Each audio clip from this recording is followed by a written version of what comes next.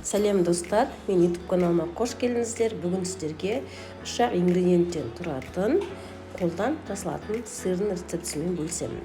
Ол үшін бізге ең алдымен 1 литр сүт керек. Менде қолдың сүті және 3 жұмыртқа және 200 грамм қаймақ қажет болады.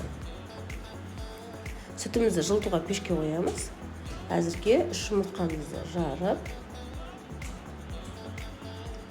араластырып,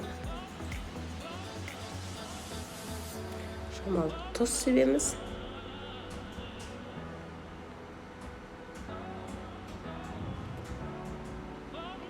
Қаймағымызды қосамыз. Бір қалыпты форма шыққанша араластырамыз.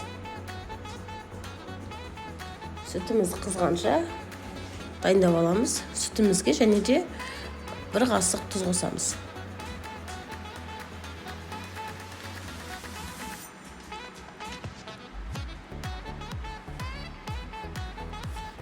Ал біздің сұйықтығымыз дайын болды. Жақсылап араластырып аламыз. Сүтіміз міне қайнап қалды. Үстіне 1 қасық тұз салуды ұмытпаңыздар, және сұйықтығымызды құямыз, араластырамыз. Осы іркей бастайды.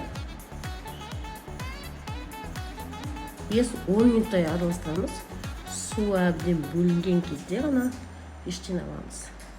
Жақсылап араластырыңыздар. Бүтін болып бөлініп, торық сияқты және суы бөлек шыға бастаған кезде ғана тоқтатамыз. Пештен аламыз. 10 минут уақыт кетеді енді. Осылай су бөлінген кезде сыворотка дейді ғой, сыворотка бөлініп шығады, сол кезде тоқтатамыз. Ал енді мына жақта менде 4 қабат марля. Енді жаңағы сүзбемізді осылай сүзіп аламыз. Жақсылап тұрып сүзіп аламыз.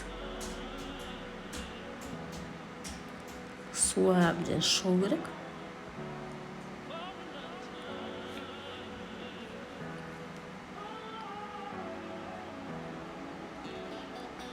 Суы әбден шығып болса, осы қалпында марлыда орап, ыңғайлы ыдысқа салып, үстінен ауыр затпен басып қойыңыздар. Барлық сұйықтық шығып кету үшін. Ал біздің 1 күн бойы сырымыз холодильникте тұрды, әбден сұйықтығында шыққаннан кейін. Ал сырымыз дайын болды. Дәмі өте керемет, таңғы асқа өте күшті. Жасап көріңіздер, сіздерге ұнайды деген ойдамын. YouTube каналыма, парақшама тіркелуді ұмытпаңыздар.